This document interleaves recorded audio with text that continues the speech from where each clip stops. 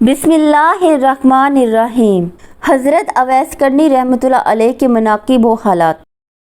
آپ جلیل القدر تابعین اور 40 پیشواؤں میں سے ہوئے ہیں۔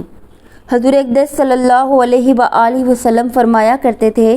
کہ اویس احسان و مہربانی کے اعتبار سے بہترین تابعین میں سے ہے،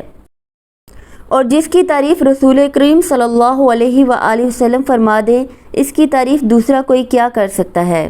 بعض اوقات جانب یمن روئے مبارک کر کے حضور فرمایا کرتے تھے کہ میں یمن کی جانب سے رحمت کی ہوا آتی ہوئی پاتا ہوں۔ حضور اقدس صلی اللہ علیہ وآلہ وسلم فرماتے ہیں کہ قیامت کے دن 70,000 ملائکہ کے آگے جو اویس کرنی کے مانند ہوں گے، اویس کو جنت میں داخل کیا جائے گا تاکہ مخلوق ان کو شناخت نہ کر سکے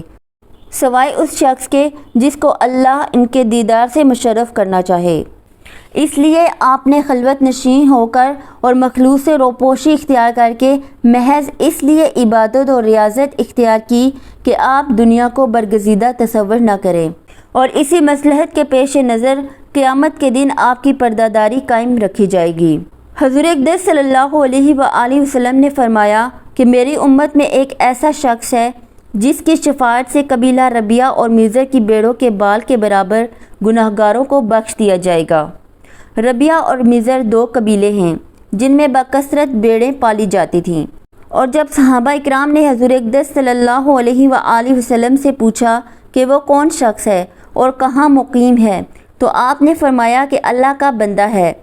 پھر صحابہ رضی اللہ عنہ کے اصرار کے بعد فرمایا کہ وہ اویس کرنی رحمۃ اللہ علیہ ہیں۔ جب صحابہ اکرام رضی اللہ عنہ نے پوچھا کہ کیا وہ کبھی آپ کی خدمت میں حاضر ہوئے ہیں، آپ نے فرمایا کبھی نہیں، لیکن چشم ظاہری کے بجائے چشم باطنی سے اس کو میرے دیدار کی سعادت حاصل ہے، اور مجھ تک نہ پہنچنے کی 2 وجوہ ہیں۔ اول غلبہ حال، دوم تعظیم شریعت، کیونکہ اس کی والدہ مومنہ بھی ہیں اور ضعیف و نابینا بھی، اور اویس شتیانی کے ذریعے ان کے لیے معاش حاصل کرتا ہے۔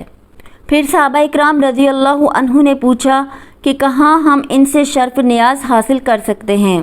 تو حضور صلی اللہ علیہ وآلہ وسلم نے فرمایا کہ نہیں، البتہ عمر رضی اللہ عنہ، علی رضی اللہ عنہ سے ان کی ملاقات ہوگی، اور ان کی شناخت تو یہ ہے کہ پورے جسم پر بال ہیں اور ہتھیلی کے بائیں پہلو پر ایک درہم کے برابر سفید رنگ کا داغ ہے، لہٰذا جب ان سے ملاقات ہو تو میرا سلام پہنچانے کے بعد میری امت کے لیے دعا کرنے کا پیغام بھی دینا۔ پھر صحابہ نے عرض کیا کہ آپ کے پیراہن کا حقدار کون ہے، تو فرمایا کہ اویس کرنی رحمۃ اللہ علیہ۔ دور خلافت راشدہ میں حضرت عمر اور حضرت علی کوفہ پہنچنے اور اہل یمن سے ان کا پتہ معلوم کیا تو کسی نے کہا کہ میں ان سے پوری طرح تو واقف نہیں، البتہ ایک دیوانہ آبادی سے دور عرفہ کی وادی میں اونٹ چرایا کرتا ہے اور خشک روٹی کی غذا ہے، لوگوں کو ہنستا ہوا دیکھ کر خود روتا ہے اور روتے ہوئے لوگوں کو دیکھ کر خود ہنستا ہے۔ چنانچہ حضرت عمر رضی اللہ عنہ اور حضرت علی رضی اللہ عنہ جب وہاں پہنچے تو دیکھا کہ حضرت اویس رضی اللہ عنہ نماز میں مشغول ہیں اور ملائکہ ان کے اونٹ چرا رہے ہیں۔ فراغت نماز کے بعد جب ان کا نام دریافت کیا تو جواب دیا کہ عبداللہ یعنی اللہ کا بندہ۔ حضرت عمر رضی اللہ عنہ نے فرمایا کہ اپنا اصلی نام بتائیے۔ آپ نے جواب دیا کہ اویس ہے۔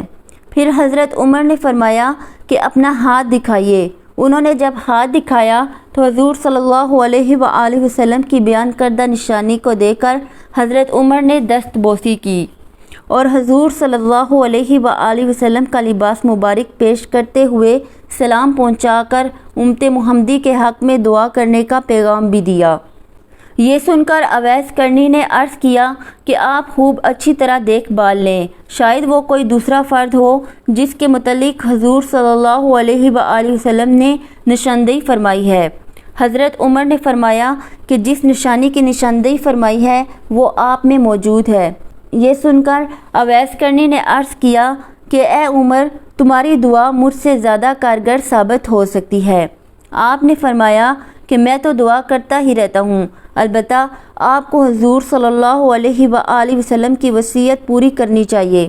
چنانچہ حضرت اویس نے حضور صلی اللہ علیہ وآلہ وسلم کا لباس مبارک کچھ فاصلے پر لے جا کر اللہ تعالیٰ سے دعا کی کہ یا رب، کہ جب تک تو میری سفارش پر امت محمدی کی مغفرت نہ کرے گا، میں سرکار دو عالم صلی اللہ علیہ وآلہ وسلم کا لباس ہرگز نہیں پہنوں گا، کیونکہ تیرے نبی صلی اللہ علیہ وآلہ وسلم نے اپنی امت کو میرے حوالے کیا ہے۔ چنانچہ غیب کی آواز آئی کہ ہم نے تیری سفارش پر کچھ افراد کی مغفرت کر دی۔ اسی طرح آپ مشغول دعا تھے کہ حضرت عمر اور حضرت علی آپ کے سامنے پہنچ گئے، اور جب آپ نے سوال کیا کہ آپ دونوں حضرات کیوں آ گئے، میں تو جب تک پوری امت کی مغفرت نہ کروا لیتا اس وقت تک یہ لباس کبھی نہ پہنتا۔ حضرت عمر نے آپ کو ایسے کمبل کے لباس میں دیکھا جس کے نیچے تو نگری کے ہزاروں عالم پوشیدہ تھے۔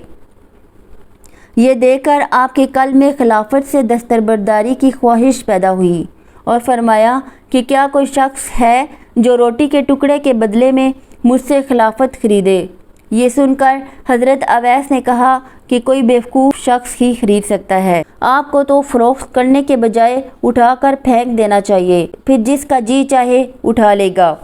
یہ کہہ کر حضور اقدس صلی اللہ علیہ وآلہ وسلم کا بھیجا ہوا لباس پہن لیا اور فرمایا کہ میری سفارش پر بنو ربیہ اور بنو مضر کی بیڑوں کے بالوں کے برابر اللہ تعالیٰ نے لوگوں کی مغفرت فرما دی۔